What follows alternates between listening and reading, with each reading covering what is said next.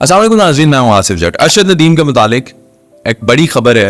आप सब जानते हैं कि अरशद नदीम जो है वो वापटा के प्लेयर है, पाकिस्तान वापटा के लिए खेलते थे और एक्सक्लूसिवली लेस्को में वो थे।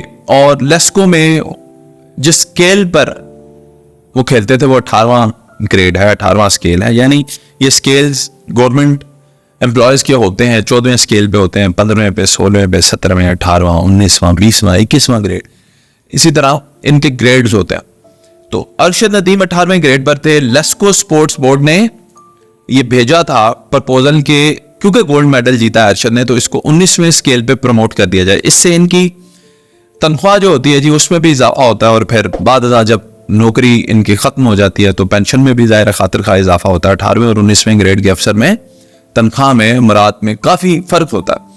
तो ये जो पेशकश की गई थी कि अरशद नदीम को 18वें से 19वें ग्रेड में मुंतकिल कर दिया जाए या शिफ्ट कर दिया जाए एजाजी तौर पर ही सही, वो लेस्को के बोर्ड ऑफ डायरेक्टर्स ने मुस्तरद कर दी। ये दरखास्त उन्होंने मंजूर नहीं की। जो टेक्निकल इसमें रीजंस हैं वो ये है कि किसी भी प्लेयर को जो सबसे बड़ा ग्रेड दिया जा सकता है कानून के मुताबिक वो 18वां ही ग्रेड है।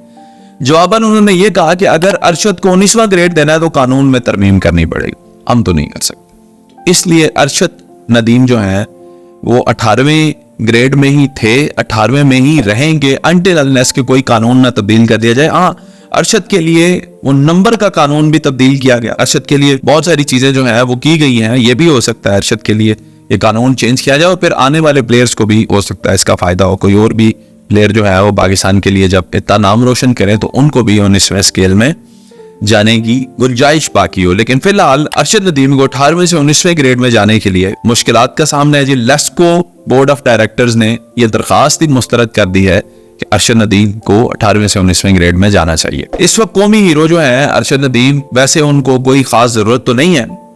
अल्लाह करीम ने जो उन पर करम किया और पाकिस्तानी कौम ने जो उनसे मोहब्बत की है वो इतनी, मैं समझता हूँ, लाजवाल है कि अब वो सारी जिंदगी अगर अच्छे तरीके से गुजारें तो उनकी गुजर सकती है।